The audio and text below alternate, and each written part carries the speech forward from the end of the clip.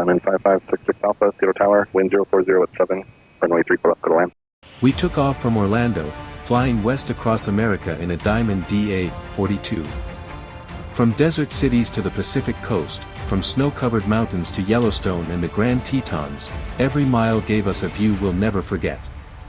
This is our cross-country flight across America. The night before the flight, we made sure to pack all the cameras and tools that we will need for this trip. We used Nikon, DJI, and GoPro for this adventure. We arrived at Orlando in the morning and topped off all the tanks on the plane. A thorough pre-flight was conducted to ensure the airworthiness of the plane.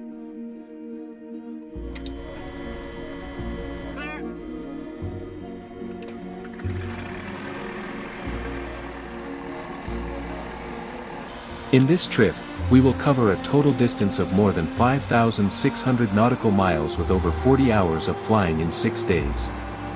Our destination today will be Las Vegas Airport with 2 fuel stops at Little Rock and Amarillo.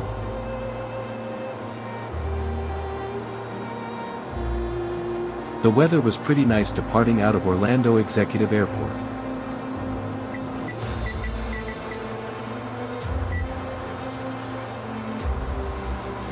After 4.5 hours of flying we arrived at Little Rock to top of the tanks. Flying over Texas, the farms are endless. We departed Amarillo with full fuel on board quickly so we could watch this sunset over New Mexico mountains.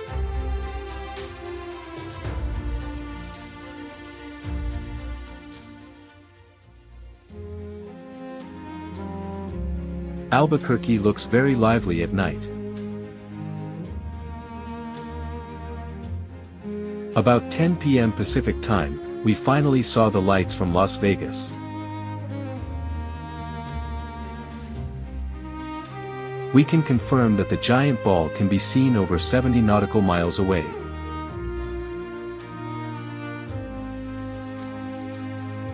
Number 5566 Alpha, Las Vegas Tower, wind 32011, running 26 left, clear to land. 6 left, clear to land, 66 Alpha.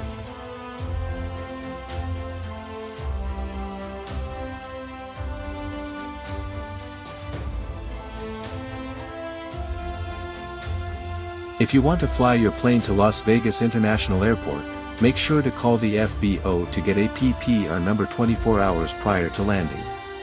The handling and parking fee was considerably low for a Bravo airport.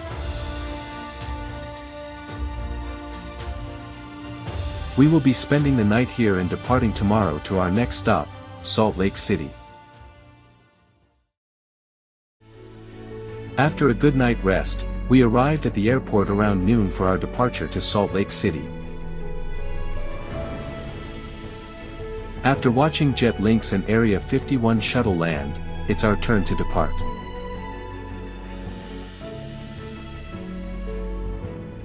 November 66 Alpha, flight runner heading on clear, turn wind calm, runway 19 left, group takeoff.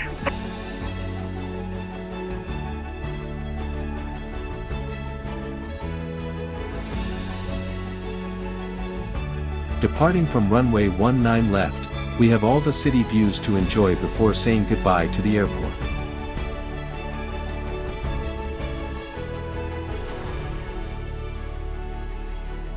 After leaving the city, we had the entire desert view to ourselves.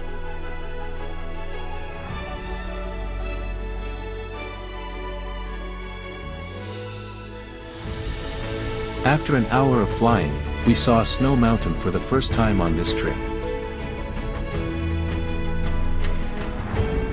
We were excited to circle over Lake Utah next to the mountains to wait for sequence into Salt Lake City. 5566 Alpha, select approach, Roger. You can expect light rim icing all the way down to about 10,000, just to maintain 10,000, 10,000. After some short vectoring, it's our turn to come inbound. November 5566 Alpha, Salt Lake Tower, wind 250 and 13, gusts 18, runway 35, clear to land. Salt Lake City Airport is the most general aviation friendly airport I have ever been to. You could even request closed traffic here. Highly recommended. We will be staying here for the night and prepare for our longer day tomorrow towards the Pacific Northwest. November 66L, turn right, heading 280, runway 17 at Kilo 5, cleared for takeoff. We departed Salt Lake City in the morning towards our first destination of the day, San Jose. Due to the high elevation terrain around the airport, we must climb over the field to 12,000 feet before being vectored on course. As we approached the Great Salt Lake, the landscape opened up beneath us. The water stretched endlessly toward the horizon, with snow-covered mountains standing quietly in the distance. Flying over it felt calm, surreal, and almost otherworldly.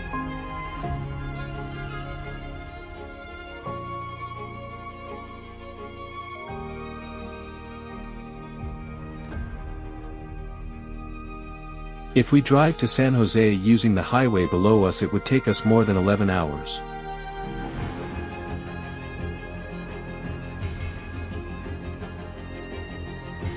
After 2 hours of flying, we arrived over Sierra Nevada next to Lake Tahoe.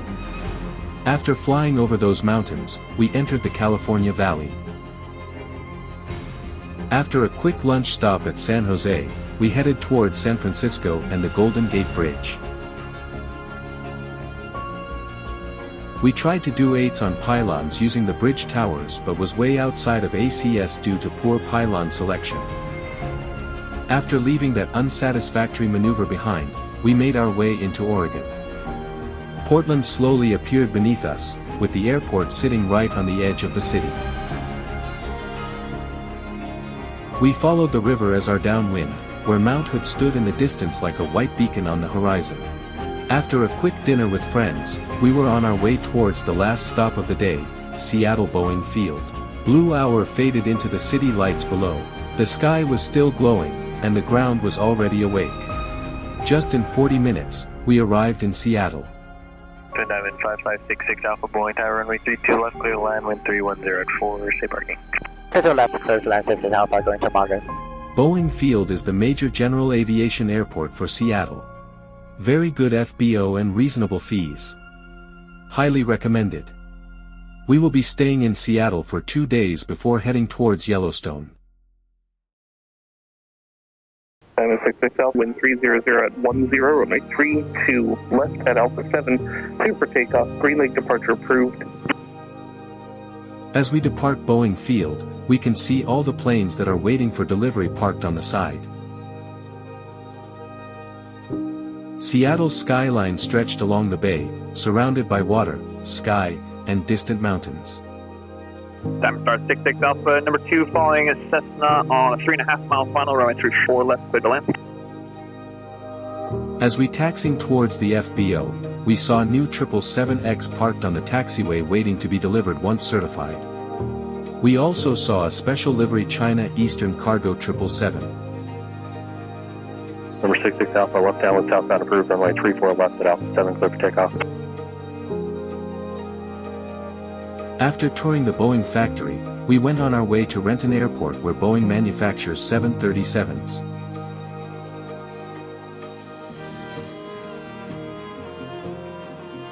After passing Bellevue, we arrived at Renton Airport. Diamond Star 66 Alpha, runway 34, clear to land, number 2.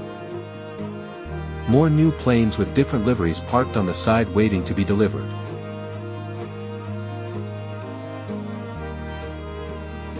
The runway ended at the edge of the lake.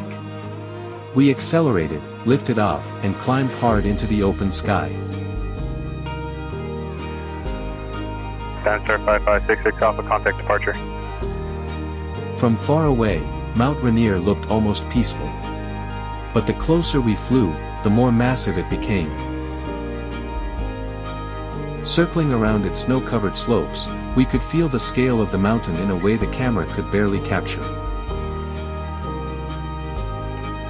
After the mountain encounter, we headed back to Seattle-Tacoma International Airport. Diamond 5566 Alpha, Seattle Tower, wind 040 at 7, runway 34 left, go to land. To the left, clear to land 66 Alpha.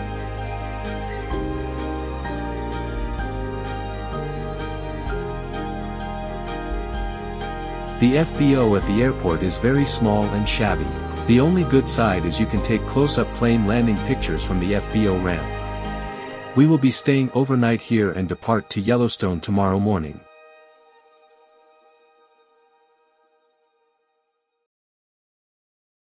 Today we will be on our way to Yellowstone, Jackson Hole and Rapid City. Straight 4 left, meeting VFR, go for take call, van to a west 66 Alpha. It will take a little over 4 hours to get to our first stop, West Yellowstone Airport. We planned this leg under VFR to be better maneuverable and keeping a lower cruise altitude.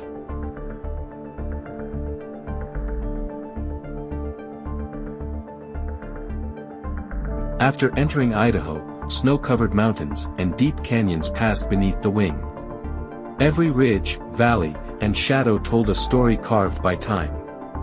From up here, the landscape felt wild, silent, and untouched.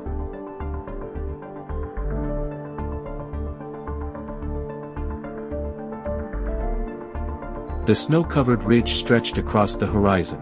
We crossed just above the peaks, with snow, rock, and sky filling the entire frame. After countless mountain crossings, we arrived at Yellowstone Airport. Landing at a high-elevation airport, the plane felt lighter to control.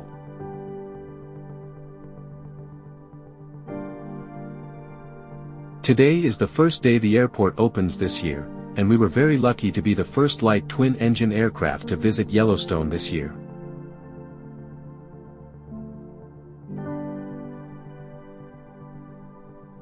After a quick refueling, we went on to explore the famous Grand Prismatic Spring.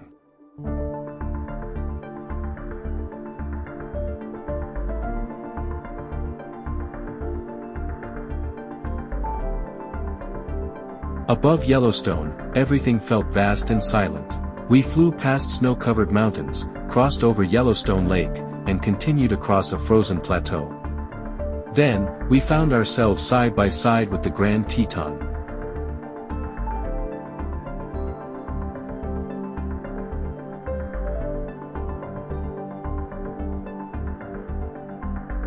The Jackson Hole Airport is located right next to Grand Teton. This is definitely one of the most beautiful airports I have ever been.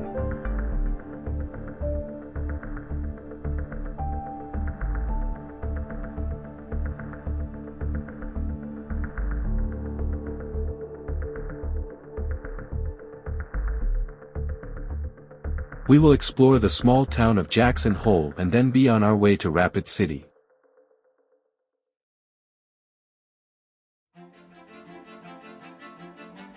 After we tried some delicious local cuisine, we departed Jackson Hole and headed towards Rapid City.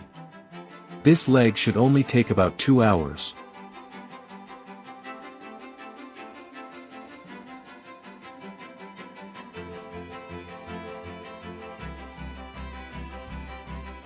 After taking off from Jackson Hole, we turned back toward the Grand Tetons. Flying along the edge of the mountains, the sun slipped behind the peak, then slowly came out on the other side. And as we looked back from the rear window, the Tetons began to fade into the distance.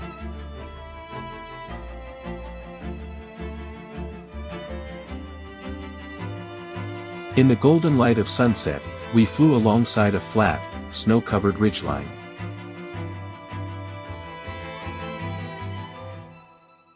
At the far end, we curved around to the other side,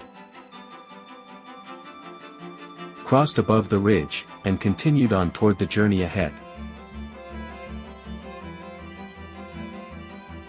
After an hour of flying, we flew past the last snow mountain on the trip.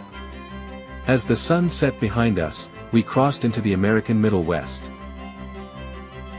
Just over 2 hours, we arrived at Rapid City. The FBO at Rapid City Airport is open 24/7. The facility is filled with traditional decorations and services are top-notch. We were lucky to be parked next to the F-18 on the ramp. We will be spending the night at Rapid City and continue towards Orlando tomorrow. After a good night rest in the city, we took off and headed towards Mount Rushmore. The carvings are actually so small to see from the air. After our little detour, we continued on towards our fuel stop of the day, Champaign, Illinois. Clouds started to get thicker as we flew closer to Illinois. After a quick lunch with friends, we filled up the plane and started to come home. Over Tennessee, we encountered widespread thunderstorms. We decided to climb to 15,000 feet to overfly it. Good thing we brought portable oxygen system with us. As we entered Florida, we had astonishing sunset and fire clouds along our side to welcome us home. When the familiar Orlando city lights came into view, we knew the epic journey across America has came to the end. But the memory and knowledge we gained in this trip will be with us forever.